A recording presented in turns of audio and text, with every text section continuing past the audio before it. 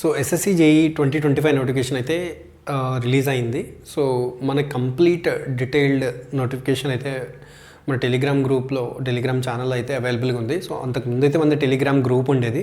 So ఇప్పుడు తన channel కింద కన్వర్ట్ చేశాను. సో కొన్ని సెట్టింగ్స్ కోసం.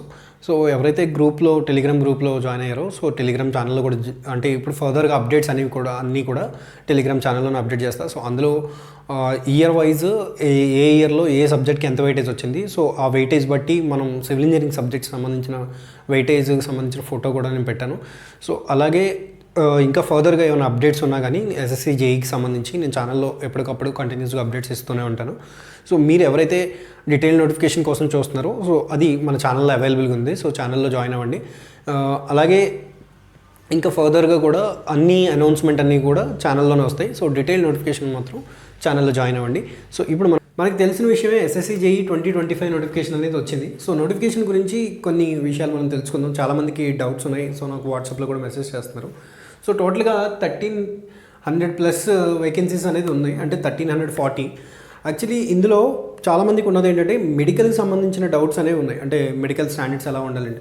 ఒక్క బోర్డర్ రోడ్ ఆర్గనైజేషన్ తప్ప మిగతా అన్నిటికి కూడా మీకు మన అంటే డిస్ట్రిక్ట్ హాస్పిటల్స్లో ఎవరైతే సివిల్ సర్జన్స్ ఉంటారో వాళ్ళతో పాటు వాళ్ళ సైన్ ఉన్న ఫిట్నెస్ సర్టిఫికేట్ అనేది తీసుకెళ్తే సరిపోద్ది. సో మోస్ట్లీ అంటే విజన్ లేదంటే లాసిక్ సర్జరీ ఇలాంటి ఇష్యూస్ అనేవి మనకి పెద్ద ప్రాబ్లం కాదు. అంటే ఒక్క బోర్డర్ రోడ్ ఆర్గనైజేషన్ BRO తప్ప మిగతా అన్నీ కూడా సో నార్మల్గానే ఉంటాయి. బోర్డర్ రోడ్ ఆర్గనైజేషన్ తప్ప మిగతా అన్నీ కూడా నార్మల్గా అంటే పెద్ద మెడికల్ టెస్ట్లు ఏమి అవసరం లేకుండా ఆ ఫిట్నెస్ సర్టిఫికేట్ తీసుకెళ్తే సరిపోద్ది. సో ఎస్ఎస్సికి ముఖ్యంగా ఒక్క బోర్డర్ రోడ్ ఆర్గనైజేషన్ మాత్రమే అన్ని స్టాండర్డ్స్ ఉంటాయి. అంటే ఎగ్జాక్ట్గా వాళ్ళు చెప్పిన స్టాండర్డ్స్ ఏవైతే ఉన్నాయో వాళ్ళే మెడికల్ టెస్ట్లు అనేవి కండక్ట్ చేస్తారు. మిగతా వాళ్ళందరూ కూడా జస్ట్ డాక్యుమెంట్ వెరిఫికేషన్. అంటే అంతకుముందు ఎలా ఉండేదంటే ఎస్ఎస్సి మాత్రమే మనకి ఈ మొత్తం ప్రొసీజర్ అంటే ఏదైతే డాక్యుమెంట్ వెరిఫికేషన్ మెడికల్ ఇలాంటివన్నీ కూడా కండక్ట్ చేసేది. సో దానివల్ల ల్యాగ్ టైం అంటే ఎక్కువ టైం అయిపోతుందని చెప్పి సో ఇప్పుడు ఏం చేస్తుందంటే ఏ డిపార్ట్మెంట్కి ఆ డిపార్ట్మెంట్ డాక్యుమెంట్ వెరిఫికేషన్కి పిలుస్తుంది లాస్ట్ 2 to 3 years నుంచి. ఇప్పుడు మీరు ఫర్ సపోజ్ సెంట్రల్ CWCకి సెంట్రల్ వాటర్ కమిషన్కి మీరు సెలెక్ట్ అయ్యారనుకోండి. సో CWC వాళ్ళే మీకు డాక్యుమెంట్ వెరిఫికేషన్ అనేది కండక్ట్ చేస్తారు. అలాగే CPWDకి మీరు సెలెక్ట్ అయ్యారు. సో CPWD డైరెక్ట్గా పిలుస్తుంది అనమాట మిమ్మల్ని డాక్యుమెంట్ వెరిఫికేషన్కి. సో వాళ్ళే మెడికల్ తీసుకుంటారు. సో అందుకని ఇప్పుడు మెడికల్ స్టాండర్డ్స్ గురించి మీరు ఆలోచించాల్సిన అవసరం లేదు. నెక్స్ట్ క్వాలిఫికేషన్ విషయంలో డిప్లొమో అనేది ఆల్మోస్ట్ ఇక్కడ అన్ని పోస్టులకి ఎలిజిబుల్. సో డిప్లొమో వాళ్ళకి ఇంతకన్నా బెస్ట్ జాబ్ అనేది అంటే ఇంతకన్నా బెటర్ ఆపర్చునిటీ అనేది ఇంకా వేరే దేంట్లో కూడా ఉండదు. సో ఎస్ఎస్సి జేఈకి అంత ఇంపార్టెన్స్ ఉందన్నమాట. అంటే ఒక డిప్లొమో కొన్ని వాటికైతే ఓన్లీ డిప్లొమో ఎలిజిబుల్ అనేది తీసుకుంటారు. సో అలాంటి కేటగరైజ్ జాబుల్లో సో మనకి ఎస్ఎస్సి జేఈ అనేది చాలా మంచి జాబ్ డిప్లొమా వాళ్ళకి. సో మీకు ఎంత నాలెడ్జ్ ఉంది, మీకు ఎంత సబ్జెక్ట్ ఉందని టెస్ట్ చేసుకోవడానికి కూడా ఎస్ఎస్సి జేఈ అనేది తప్పకుండా అందరూ డిప్లొమా ఎవరైతే చదివారో డిప్లొమా హోల్డర్స్ ఎవరైతే ఉన్నారో అందరూ అప్లై చేసి రాయాల్సిన ఎగ్జామ్ అనమాట. అంటే నా సైడ్ నుంచి ఎవరైతే కాంపిటేటివ్ ఎగ్జామ్స్ అంటే గవర్నమెంట్ సైడ్ ప్రిపేర్ అవుదాం అనుకుంటున్నారో సో వాళ్ళకి ఎస్ఎస్సి జేఈ అనేది చాలా అంటే డిప్లొమా క్యాండిడేట్స్కి ఎస్ఎస్సి జేఈ అనేది చాలా హెల్ప్ఫుల్ అవుద్ది. అంటే ఫర్దర్గా ఏదైనా జాబ్కి ప్రిపేర్ అయ్యేటప్పుడు అంటే కాంపిటేటివ్ ఎగ్జామ్స్కి ఇప్పుడు ఏపీఎస్సీ కానీ TSPSC కానీ వీటిలో ఏమైనా పడినప్పుడు మీరు ప్రిపేర్ అయ్యేటప్పుడు ఈ ప్రిపరేషన్ అనేది చాలా ఉపయోగపడుతుంది అనమాట. సో మనకి ఇంపార్టెంట్ డేట్స్ వచ్చి లాస్ట్ డేట్ అప్లై అయ్యేది 21st July. అంటే ఆల్రెడీ అప్లికేషన్ స్టార్ట్ అయిపోయింది. సో మన ఎస్ఎస్సి వెబ్సైట్ అంటే కొత్త వెబ్సైట్ వచ్చింది ఎస్ఎస్సిది. సో దాంట్లో మీరు అప్లై చేసుకోవచ్చు. ఎగ్జామ్ ఫీ వచ్చి 100 rupees, చాలా తక్కువగా కూడా. అంటే SC ST కేటగిరీకి ఫీజు ఏం లేదు. మిగతా వాళ్ళకి అంటే OBC కానీ అలాగే OC కానీ సో వీళ్ళందరికీ కూడా ఎగ్జామ్ ఫీ అనేది 100 rupees. సో SC STకి అయితే ఫ్రీ. నెక్స్ట్ ఎగ్జామ్ డేట్ అనేది అక్టోబర్లో ఉండొచ్చు అని చెప్పారు. అంటే CBT 1 అనేది అంటే ఇక్కడ నుంచి కొంచెం బెటర్ అంటే మనకి ప్రిపరేషన్ స్టార్ట్ చేస్తే క్రాక్ చేయగలం. సో అంత టైం అయితే ఉంది. అంటే ఆల్రెడీ మీకు డిప్లొమాలో బాగా చదువుని ఉంటే ఒక GT ఎన్విరాన్మెంట్ మాత్రం మళ్ళీ సపరేట్గా కోర్ సబ్జెక్ట్స్లో చదువుకోవాలి. మిగతా అన్నీ కూడా కవర్ అవుతాయి. సో ఎగ్జామ్ డేట్ అనేది అక్టోబర్ ఎండింగ్కి ఉండొచ్చు అని చెప్పారు. So mode of the exam అనేది కంప్యూటర్ బేస్డ్ టెస్ట్ ఉంటుంది. ఓకే, సో ఇప్పుడు వచ్చిన వేకెన్సీ నెంబర్ అనేది చాలా మంచి నెంబర్. అంటే మీరు ప్రిపేర్ అవ్వగలిగితే ఇక్కడ ఇన్ హ్యాండ్ శాలరీ అనేది 60K+ వస్తుంది. ఇంకా నెక్స్ట్ చాలామందికి ఉన్న డౌట్ ఏంటంటే పోస్టింగ్ అనేది దగ్గరలో వస్తుందా, అంటే ఇప్పుడు ప్రిపేర్ అయితే దగ్గరలో వస్తుందంటే రీసెంట్గా మా ఫ్రెండ్స్ ఎవరైతే జాయిన్ అయ్యారో ఎస్ఎస్సి జేఈలో వాళ్ళకి ఫస్ట్ వేరే స్టేట్స్ ఇచ్చిన ట్రాన్స్ఫర్ ఇచ్చి దగ్గర అంటే ఇన్ కేస్ చెన్నై అలా ఇచ్చిన వాళ్ళకి మళ్ళీ ఇప్పుడు హైదరాబాద్ విజయవాడ వచ్చే అవకాశం ఇచ్చారు. అంటే మ్యూచువల్గా కూడా ట్రాన్స్ఫర్స్ అవకాశం ఉంటుంది కాబట్టి ముందు పోస్టింగ్ ఎక్కడ పడినా అంటే ఇప్పుడున్న సిచ్యువేషన్లో ఇటువైపు వేకెన్సీ లేకపోయినా విత్ టైమ్ మన సైడ్ వచ్చే అవకాశం ఉంటుంది. అంటే సౌత్ సైడ్ వచ్చే అవకాశం అయితే ఉంటుంది. ఇంకా హైదరాబాద్ విజయవాడ వచ్చే ఛాన్సెస్ అనేవి మీ డిపార్ట్మెంట్లో మీకున్న మ్యూచువల్ ట్రాన్స్ఫర్స్ బట్టి మీరు రావచ్చు. సో కొంతమంది మా ఫ్రెండ్స్ ఇందులో జాయిన్ అయ్యారు, అంటే చెన్నైలో జాయిన్ అయ్యారు సిబిడబ్ల్యూడీలో. సో సిబిడబ్ల్యూడీ చెన్నైలో 1.5 year చేసిన తర్వాత ట్రాన్స్ఫర్స్ వచ్చినాయి, ఇప్పుడు హైదరాబాద్లో చేస్తున్నారు. సో ఇలాగా ట్రాన్స్ఫర్స్ అనేవి అవకాశం ఉంటుంది అనమాట.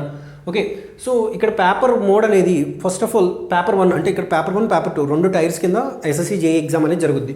సో పేపర్ 1 అనేది 200 మార్క్స్కి ఉంటుంది. సో ఇందులో రీజనింగ్ వచ్చి 50 మార్క్స్, అంటే 50 క్వశ్చన్స్ 50 మార్క్స్. జనరల్ అవేర్నెస్ అనేది 50 క్వశ్చన్స్ 50 మార్క్స్. కోర్ సబ్జెక్ట్ అనేది అంటే మన సివిల్ కానీ ఎలక్ట్రికల్ కానీ మెకానికల్ కానీ సో ఏదైతే స్ట్రీమ్ మనం సెలెక్ట్ చేసుకున్నామో అందులో 100 మార్క్స్కి 100 క్వశ్చన్స్ 100 మార్క్స్కి ఉంటుంది అనమాట. సో 1/4 అనేది నెగిటివ్, అంటే 200 మార్క్స్లో. ఇక్కడ టైం అనేది బాగా తక్కువ ఉంటుంది అనమాట. 120 minutesలో మనం 200 క్వశ్చన్స్ చేయాలి. ఓకే, సో ఆల్మోస్ట్ 1 minute మనం 2 questions చేయాల్సి ఉంటుంది, అంటే ఆల్మోస్ట్. సో అంత ఫాస్ట్గా ఉండాలన్నమాట. మనం ఎప్పుడు ఫాస్ట్ అవ్వగలం, ప్రాక్టీస్ అనేది బాగా చేస్తే ఫాస్ట్ అవ్వగలం. సో రీజనింగ్లో 50 మార్క్స్కి నేను ఏం చెప్తానంటే previous years questions SSC CGL సిహెచ్ఎస్ఎల్కి సంబంధించిన రీజనింగ్ క్వశ్చన్స్ ఉంటాయి. సో అది అంటే ఆ బుక్లో మీరు అంటే ప్రీవియస్ ఇయర్స్ క్వశ్చన్ బుక్లో కూడా ఎక్స్ప్లెనేషన్తో పాటు ఉంటుంది. సో అది డైలీ ప్రాక్టీస్ చేయండి. ఎవ్రీడే మార్నింగ్ ఒక 1/2 hour to 1 hour మీరు డైలీ ప్రాక్టీస్ చేస్తారు. అంటే రీజనింగ్ కదా అని మీరు ఈజీ తీసుకోవచ్చు, అంటే మిర్రర్ ఇమేజెస్ కానీ ఇలాంటివి. కానీ coding decoding and blood relations సంబంధించి సో ఇలాంటి క్వశ్చన్స్ అంటే రీజనింగ్ అనేది హైయెస్ట్ స్కోరింగ్ అనమాట. నాకు తెలిసి అంటే నా ఎక్స్పీరియన్స్ ప్రకారం చెప్తున్నాను, రీజనింగ్ ఎవరైతే ఫాస్ట్గా చేయగలుగుతారో వాళ్ళు ఎక్కువ స్కోర్ చేసే అవకాశం ఉంటుంది. అంటే ఈజీగా ఎక్కువ మార్కులు వస్తాయి ర్యాంకింగ్ టెస్ట్కి సంబంధించిన కానీ. సో ఈజీగా ఉంటుంది. బట్ మనం అంటే ఈజీగా కదా అని ప్రాక్టీస్ చేయకుండా వెళ్తే ఎగ్జామ్ టెన్షన్లో తప్పులు చేసే అవకాశం ఉంటుంది. సో డైలీ అంటే కనీసం ఒక 40 to 50 క్వశ్చన్స్ అనేవి ఎవ్రీడే మార్నింగ్ డైలీ ప్రాక్టీస్ చేసుకుంటే చాలా బాగా ఉపయోగపడుతుంది అనమాట. నెక్స్ట్ జనరల్ అవేర్నెస్ సంబంధించి static GK loose and GK అనేది ఒక స్టాండర్డ్ ఎనఫ్. అంటే అదొక్కటే ఎనఫ్ అంటే సరిపోద్దా అంటే మోస్ట్లీ అది చదివితే చాలా వరకు కవర్ చేయొచ్చు క్వశ్చన్స్. అంటే జనరల్ అవేర్నెస్ అనేది చాలా పెద్దది కదా. సో మినిమం బేసిక్స్ తెలిస్తే ఈజీ క్వశ్చన్స్ ఆన్సర్ చేయడానికి ఉంటుంది.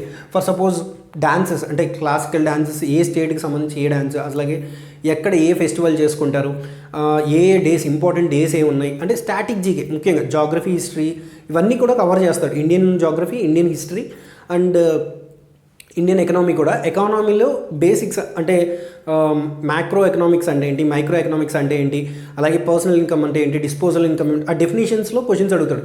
అలాగే డిమాండ్ కర్వ్, సో ఆ కర్వ్స్ అనేవి ఎవరెవరు డిఫైన్ చేశారు, ఇలాగా అంటే ఎక్కువ స్కోర్ చేసే అవకాశం అంటే సిలబస్ ఎక్కువ ఉంటుంది.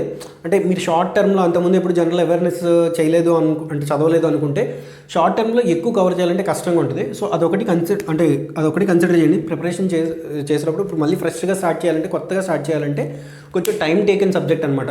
సో ఇక్కడ ఆ టైం స్పెండ్ చేసే కంటే, అంటే ఇప్పుడు ఈ 50 మార్క్స్ కోసం స్పెండ్ చేసే కంటే నా స్ట్రాటజీ అయితే కోర్ సబ్జెక్ట్లోనే ఎక్కువ టైం స్పెండ్ చేయండి. ఎందుకంటే 100 మార్క్స్ ఉంటుంది, అంటే మోస్ట్లీ 100 మార్క్స్ కాబట్టి. సో ఇక్కడ మనం సబ్జెక్ట్ చదువుతూ కూడా అంటే ఇక్కడ ఎక్కువగా థియరీ క్వశ్చన్స్ అడుగుతారు. సో ఎంసీక్యూస్లో ఎక్కువ థియరీ క్వశ్చన్స్ ఉంటాయి. సో మీరు థియరీ ఎక్కువ క్వశ్చన్స్ చేస్తే, అంటే ఎక్కువ నెంబర్ ఆఫ్ క్వశ్చన్స్ చేస్తే ఈజీ అవుద్ది. ఏ ఎగ్జామ్కైనా మనకి వచ్చేది ఆబ్జెక్టివ్ టైప్ కాబట్టి ఆబ్జెక్టివ్గా ఎన్ని ఎక్కువ క్వశ్చన్స్ చేస్తే అంత మంచిది. మీ దగ్గర ఏ మెటీరియల్ అయినా చదవండి, క్వశ్చన్స్ మాత్రం ఎక్కువ చేయండి. మినిమం ఒక సబ్జెక్ట్కి వచ్చి ఒక 1600 క్వశ్చన్స్ చేస్తే మీకు ఎగ్జామ్ అనేది అంటే చాలా ఈజీ అయిపోద్ది. కానీ ఇంత తక్కువ టైంలో అంత కవర్ చేయాలంటే థియరీ చదువుకొని, ఫస్ట్ ఆఫ్ ఆల్ థియరీ బాగా తరోగా చదువుకుని క్వశ్చన్స్ చేయడం ప్రాక్టీస్ చేస్తే అక్టోబర్ టైంకి, అంటే ఇప్పుడు మీరు ఏవైతే సబ్జెక్ట్స్ చదివేసి ఉన్నారో సో ఆ సబ్జెక్ట్స్ అన్నీ కూడా మొత్తం అన్నీ కూడా థియరీ మళ్ళీ ఒకసారి రివిజన్ చేసుకుని ప్రాక్టీస్ చేస్తే ఈజీగా అంటే ఎక్కువగా 140+ వస్తే మన chances of being in merit list అనేది ఇంప్రూవ్ అవుద్ది. సో అందుకని మీ దగ్గర ఎంసీక్యూస్ సంబంధించిన మెటీరియల్ ఏం లేకపోతే కనుక ఏదో ఒకటి మంచి మెటీరియల్, అంటే క్వశ్చన్ ఉండాలి, క్వశ్చన్ కింద ఎక్స్ప్లెనేషన్ ఉండాలి. సో అలాంటి మెటీరియల్ సెలెక్ట్ చేసుకోండి ఏదైనా కానీ. సో అలాంటి బిగ్ క్వశ్చన్ బ్యాంక్ ఉంటే మీ దగ్గర ప్రిపరేషన్ అనేది అంటే ఒకవేళ కాన్సెప్ట్లో మీరు ఏదైనా క్వశ్చన్ తప్పు పెట్టినా వెంటనే ఆ కాన్సెప్ట్ అంతా కింద ఎక్స్ప్లెనేషన్లో ఉంటే వెంటనే థియరీ చేయడం అనేది ఈజీ అయిపోద్ది, అంటే థియరీ రివైజ్ చేయడం అనేది ఈజీ అవుతుంది. సో ఎంసీక్యూస్ అనేవి ఎక్కువ ప్రిపేర్ అవ్వండి. అలాగే ఎగ్జామ్ రాసేటప్పుడు కూడా 1/4 నెగిటివ్ ఉంది కాబట్టి సో క్వశ్చన్స్ అనేవి బాగా డ్యామ్ షూర్గా తెలిస్తేనే ఆన్సర్ చేయండి. And mostly likely to correct అవుతాయి అనుకుంటే కొంచెం ఛాన్స్ తీసుకోవడానికి ఆలోచించండి. ఓకే, ఇది నా స్ట్రాటజీ అయితే. ఎస్ఎస్సి జేఈకి సంబంధించి వీడియో చేయమంటున్నారు కాబట్టి చేశాను. సో ఇంకా ఏమైనా మీకు జనరల్ డౌట్స్ ఉంటే నేను సపరేట్ వీడియో చేస్తాను. సో నా ప్రిపరేషన్ స్ట్రాటజీ అయితే ఇది, అంటే నేను చెప్పాలనుకున్నది మీకు తగ్గట్టు మీరు చూసుకోండి. సో డేట్ అనేది 21 జూలై. అంటే మీరు ఎగ్జామ్ అంటే ఫస్ట్ ఆఫ్ ఆల్ మీరు ఫెయిల్ అవుతారేమో అని ఎగ్జామ్ అప్లై చేయడం మానేయద్దు. సో ఎగ్జామ్ ఫెయిల్ అయినా ఎగ్జామ్ పాస్ అయినా ముందు ఎగ్జామ్ నేచర్ అండ్ ఎగ్జామ్ ఎన్విరాన్మెంట్కి అలవాటు పడ్డాం, టైంకి అన్ని క్వశ్చన్స్ చేయగలుగుతున్నాం, మనం విత్ ఇన్ టైంలో ఎగ్జామ్ని కంప్లీట్ చేయగలుగుతున్నామా లేదా అన్నది చెక్ చేసుకోవడానికైనా ఎగ్జామ్కి వెళ్ళండి. సో కాంపిటేటివ్ ఎగ్జామ్స్కి కంటిన్యూస్గా ఎగ్జామ్స్ ఇస్తూ ఉంటేనే మనం సక్సెస్ అయ్యే రేట్ అనేది ఇంక్రీజ్ అవుతుంది. సో ఫస్ట్ ఆఫ్ ఆల్ మీరు అది ఫోకస్ చేయండి. So I believe you can do it. Thank you for watching.